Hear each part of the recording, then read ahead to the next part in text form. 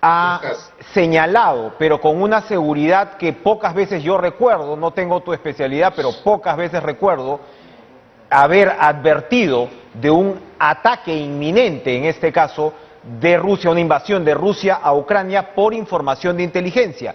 Y da incluso una serie de detalles, que esto va a darse en la capital de Ucrania. Estamos hablando de casi 200.000 efectivos, ¿no?, que rodean prácticamente Ucrania, y lo dice con una seguridad, como repito, bastante llamativa.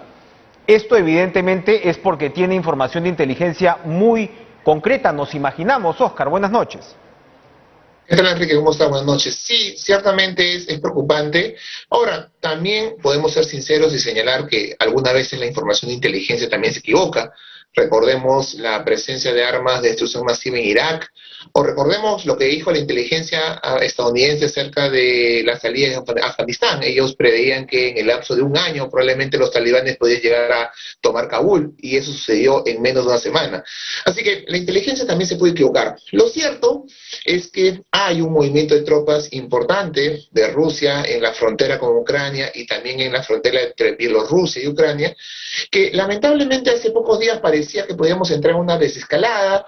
Habían ciertos movimientos de tropas rusas saliendo, oyéndose, pues, saliendo de la frontera. Lamentablemente, según información occidental principalmente, esto pues no es tan cierto, y habría más bien otros sectores de la frontera con mayor presencia rusa, pero sobre todo lo que causa mayor preocupación es cómo se han intensificado los bombardeos, los enfrentamientos en la zona del este de Ucrania. Acordémonos que ahí pues todavía hay fuerzas separatistas que tienen control de lo que conocemos como el Donbass, las provincias de Lugansk y Donetsk, que evidentemente reciben apoyo ruso para hacer frente a las fuerzas ucranianas. Y este lugar en los últimos días pues ha sido muy conflictivo, y muchos temen que por aquí se pueda dar pues el inicio de lo que podría ser una ofensiva rusa contra Ucrania. Efectivamente, porque como nos estás contando, insisten desde Estados Unidos y también, por supuesto, desde Europa,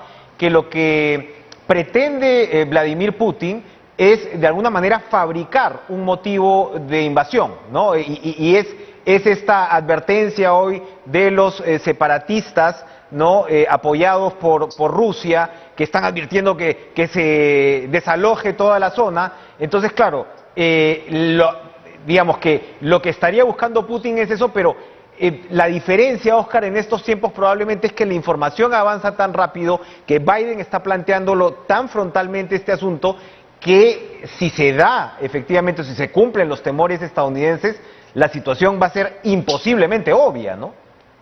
No cabe duda de que Rusia tiene muchos intereses en Ucrania, y para Rusia pues una guerra con Ucrania no sería algo muy complejo, muy difícil. Tiene muchos intereses de seguridad con Ucrania, y no va a estar dispuesto y no va a permitir que Ucrania pueda acercarse a Europa, y menos que sea parte de la OTAN. Eso lo tenemos clarísimo. Pero también en este juego, pues día a día, los rusos también son conscientes de que no pueden entrar en un conflicto simétrico en el cual tu rival no sea Ucrania, sino la OTAN. Entonces yo siento que estamos en este juego, ¿no?, de potencias, mirándose a los ojos con el cuchillo entre los dientes, para ver si realmente la OTAN va a jugarse el pellejo por Ucrania. Si realmente las fuerzas de la OTAN, comandadas por Estados Unidos, ante una invasión contra Ucrania, pueden hacer frente a una ofensiva en otros frentes, porque recordemos que la OTAN también tiene otros frentes, los países bálticos, hay fuerzas de la OTAN por ahí que colindan con Rusia. Podríamos iniciar un conflicto a mayor escala. Entonces yo siento que en otras circunstancias, como sucedió con la invasión a Crimea, pues Rusia podría haber invadido utilizando cualquier excusa a Ucrania. Acá el problema para Rusia es el temor que existe en Rusia de que OTAN pueda salir en defensa de Ucrania, lo cual yo todavía no lo tengo muy claro. Ajá, o sea, incluso OTAN podría, como señalas, no jugársela, porque recordemos que un poco digamos, el gatillo, la justificación es la demanda de Rusia, que se haga explícito que OTAN no va a aceptar digamos, la adhesión de Ucrania, y la respuesta hasta ahora ha sido: si bien esto no se está evaluando en este momento, no podemos negarle a alguien la entrada. Pero de ahí a que, como tú dices, la OTAN se juegue el pellejo, hay una buena distancia entonces. Lo que pasa es que pensar en el mundo hoy en guerras simétricas, vemos guerras asimétricas, estamos hablando de países potencias contra países no potencias mundiales, pero una guerra simétrica hoy, con la tecnología que existe, además bombas nucleares y todo lo demás, podría ser un escenario bastante costoso para todos los que participen en un conflicto bélico de esa naturaleza. Así que yo creo que ni la OTAN ni la Rusia están pensando en un conflicto bélico y están pues viendo sus intereses. Por eso Rusia le dice a Estados Unidos, si tú me garantizas mi seguridad, entre otras cosas, evitando que Ucrania sea parte de la OTAN, yo puedo darme por sentado. Sin embargo, obviamente Estados Unidos no está dispuesto a ceder a Rusia, que siente que está amenazando y avanzando y que ya en el pasado, pensemos en Crimea, ha violentado la soberanía de Ucrania. El problema de acá es que ¿qué es lo que nosotros consideramos por amenaza? Porque algunas veces vemos mucho un lado de la película, pero no vemos el otro lado de la película. Y el otro lado de la película nos dice que los rusos, desde los últimos 30 años, han sentido como la OTAN ha ido avanzando, generando amenaza. Y una amenaza que incluso es histórica, pero cuando uno lee la historia, se da cuenta que Occidente ha atacado o ha tenido planes de invasión de Rusia, cuando Rusia no ha tenido grandes planes de invasión de Occidente. Recordemos Napoleón, Hitler. Entonces, yo creo que hay una amenaza en Rusia respecto a Occidente y esa amenaza se traduce hoy en evitar que un país geoestratégicamente ubicado como Ucrania sea también parte de la OTAN. Y eso creo que también Occidente debería entenderlo.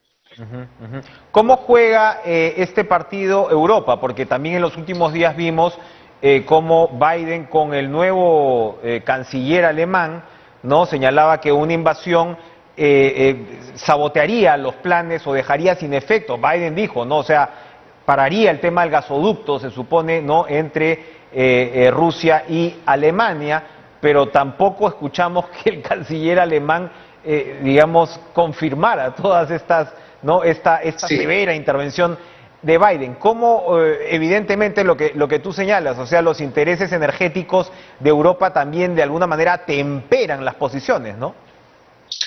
Hablar de Europa o de la posición de Europa es muy difícil, porque Europa finalmente son estados y cada estado tiene una posición distinta. El caso alemán es muy particular. Alemania termina siendo como el defensor de Rusia en la Unión Europea. ¿Y por qué? Y no porque sean proeslavos o tengan un vínculo especial con Moscú, sino porque son conscientes de que si la relación con Rusia se perjudica, ellos van a ser los más perjudicados dentro de Europa, porque son el país más dependiente del gas ruso, que para Alemania, para su industria, es fundamental, es una potencia mundial. No sucede lo mismo con Francia, no sucede lo mismo con España, no sucede lo mismo con otros países de la Unión Europea. Entonces, siempre por ejemplo, cuando hace un par de años la Unión Europea implementó sanciones contra Rusia, Alemania era el país que siempre buscaba pues bajarle un poco el tono, ¿no? Muy preocupado por lo que puede suceder para sus intereses de una ruptura en la relación con Rusia. Así que yo estoy seguro que en la Unión Europea existen pues voces distintas, en la misma OTAN, existen voces distintas respecto al conflicto. No vamos a encontrar a un líder alemán amenazando directamente como lo hace Biden a Rusia. Eso va a ser muy difícil de ver, ¿no? Ahora, en el caso de Francia, está tratando de adquirir un papel de mediador, porque además los europeos saben que los más perjudicados de un conflicto bélico de esta naturaleza van a ser ellos. Bien, para terminar, Oscar, esto también ha llevado que Rusia mire a sus posibles aliados en América Latina. No hemos visto un movimiento inusual el presidente argentino Alberto Fernández, que enfrentaba una crisis en su país, se fue para Rusia para empezar, y bueno, hemos visto más bien al colombiano Iván Duque en la otra esquina. ¿Cómo se ha movido Rusia en esta perspectiva latinoamericana, en esta coyuntura?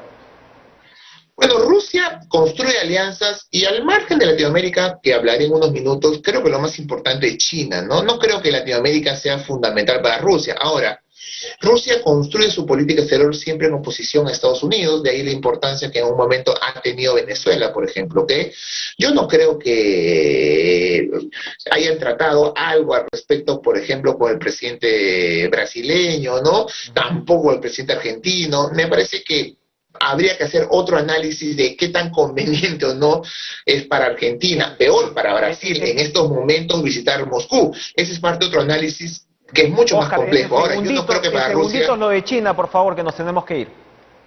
Sí. Yo creo que en el caso de Latinoamérica, yo creo que Latinoamérica juega un papel muy importante en este conflicto, y en el caso de China, pues hablando de China, yo creo que es un socio fundamental, central para Rusia, aunque yo no tengo muy claro si China se vaya a comprometer más tratándose de un escenario, un conflicto, porque los chinos tienen otros retos en el corto, mediano y largo plazo que no creo que pasan por ser parte de un conflicto bélico, que más bien creo que les convendría porque implicaría grandes costos para sus principales rivales, entre ellos Estados Unidos.